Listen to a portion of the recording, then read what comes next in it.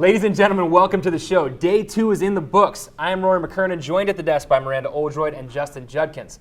Day 2 saw some very unique challenges for these athletes. Let's break it down. A brutal heavy deadlift box jump combination. JJ, tell me about it. Well, the overall cry from the community after the open competition was they wanted to see heavier loads.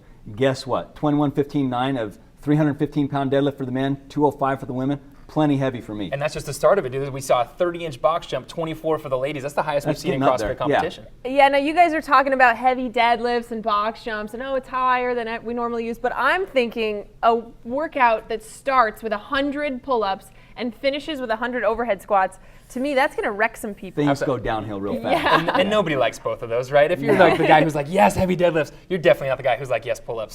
So you know, something there for everybody. Now, we heard about it worldwide. It was unanimous that this is one of the hardest workouts that they've seen athletes exposed to in the history of And understandably so. Yeah, absolutely. And you hear about the carnage that came from that. Mick Shaw from Australia did the workout, of course, in the time zone ahead of us. And Mick was saying we had to take time in between heats to clean the blood off of the bar. Yeah, speaking of blood off the bar, actually there was a competitor, Talena Fortunato, in the Southeast, who was doing pretty well, who had to pull herself out of the competition because her hands were so messed up. She's got the hamburger hands, man. It's a shame. Now, we have all the action from around the world, highlights, clips. We'll be right back.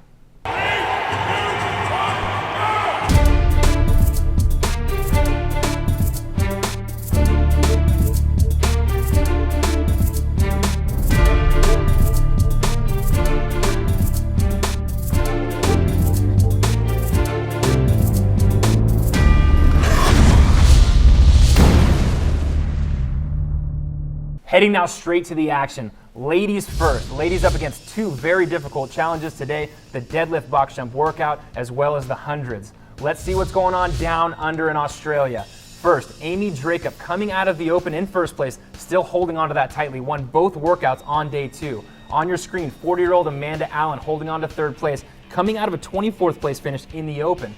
Back to Dracup, had a 413 deadlift box jump score and a 1910 on the hundreds. She is smoking these workouts, giving her enough room to breathe with 6 points over the second place finisher.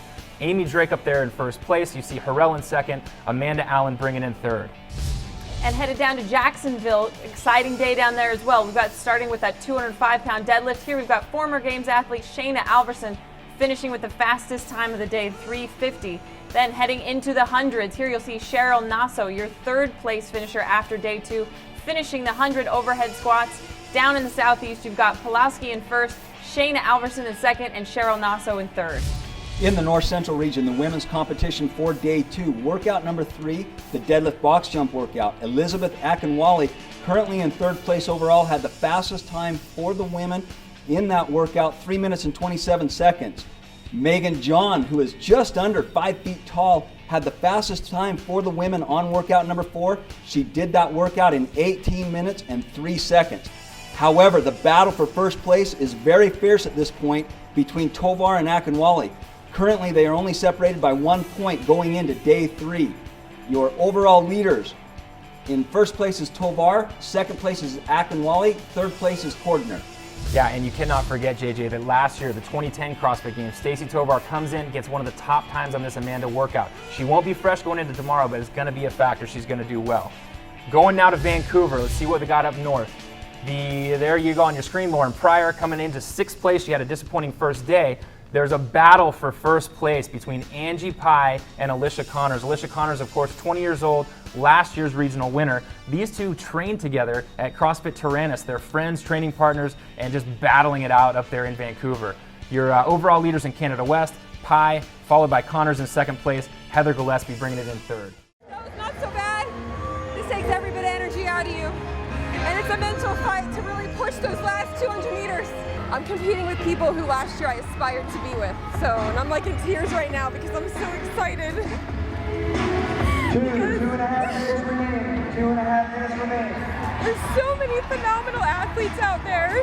And the thought of myself being one of them is still very surreal to me. So it's very cool.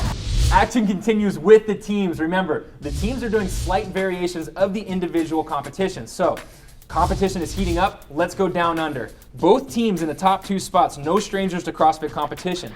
Currently, CrossFit Ignite Sydney in first place overall. Last year, they were second at the Australian Regionals. They took 34th place at the Home Depot Center. Your second place team, CrossFit Gold Coast. 13th out of 14 teams last year. A little bit of a disappointment. Clearly, they've made some changes, cleaned up their act, and they're a contender now. So your overall leaders in Australia, CrossFit Ignite Sydney, CrossFit Gold Coast, Southern CrossFit in third place. Down in Jacksonville, we have World Camp CrossFit in the deadlift box jump, finishing in a first place with a time of 8 minutes and 21 seconds. They are third after day 2. In first place after day 2, you've got CrossFit Hardcore, and in between those two teams, you've got CrossFit Vita Brickell. In the North Central region, day 2, CrossFit Valley Park owns the fastest times in the world for both workouts. They got 8 minutes and 3 seconds and 24 minutes and 8 seconds, respectively. Your overall leaders, CrossFit Valley Park in first place, CrossFit Omaha in second, and Windy City CrossFit in third place. We're north of the border now, back in Vancouver. Only 19 teams competing for 2 spots to the games. CrossFit Tyrannus, not only do they own the top 2 ladies in the individual competition, they're also on top of the leaderboard themselves. CrossFit Vancouver right behind. CrossFit Calgary, a distant third place with 19 points to CrossFit Vancouver's 9. Back now to the action. Let's check in on the men's side of the house.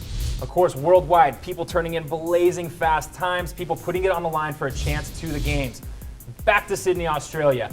Important to mention, we've got Chad Mackey out with an injury. Rob Downton went teams this year, but don't call it a comeback. Pat Barber has been here for years. The 4th place finisher from the 2008 CrossFit Games Finals is making a statement down under, finishing first place in WOD 1, second in WOD 2. You see Barber, Hogan, and Forte for your overall leaders in Australia. Down in Jacksonville, another exciting day down there. We've got that 3:15 dead to start out. There's your leader after day 2, Jared Davis, finishing that workout at the time of 3 minutes and 42 seconds. And then going into the hundreds, no surprise whatsoever, Russell Berger killed the workout with a time of 18 minutes and 32 seconds. The leader after that heat. Then in heat 2, we see Brandon Phillips, who was on pace to beat Russell Berger's time of 18:32, dropped the last overhead squat before it was finished, had to pick it back up, ended up finishing just 9 seconds behind Berger with a time of 18:41. Your leaders in Southeast, Jared Davis, Chase Daniels, and Brandon Phillips. In the North Central region, Derek Toshner had the fastest time in the world for the deadlift box jump workout with a time of 3 minutes and 8 seconds. He did 21 reps of 315-pound deadlifts unbroken on his way to that record time. Your overall leader at the end of day 2 is Brandon Pastoric. He said of the hundreds workout, "It's the worst workout I've seen people do." Your overall leaderboard for the men's, first place Brandon Pastoric, second place Philip Neat, and third place Justin Allen. Back to Vancouver. Lucas, the Teen Wolf Parker, says, hey, good job, Toshner, but I'm going to take your 21 unbroken deadlifts. I'm going to add 24 to those. He goes the entire distance on the deadlift box jump workout unbroken. Parker's your #1 spot right now. Followed close behind by Jeremy Meredith. Important to mention, there's only 2 spots up for grabs in Canada. These guys are battling it out for a spot to the games. Your overall standings in Canada West, Parker, Meredith, Tyson, Takasaki in third. Crazy day. We've got carnage everywhere. Blood, sweat, just hot. You guys are wiping off pull-up bars. They're wiping off kettlebells. They're wiping off the bars for the overhead squat. Tell you what, myself being a fireman, I would need to have a level A student come in here and do any kind of discussion with anybody. But these guys are keeping it clean. Guys, that's our show for today. Join us tomorrow for the 3rd and final day of competition. We've narrowed it down to 14 athletes and 10 teams. Yep, Justin, and the workouts are not going to be getting any easier That's for right. day 3. And finally, we're going to know which the first batch of athletes is going to the Home Depot Center. Come back tomorrow at the same funky place and the same funky time, day 3.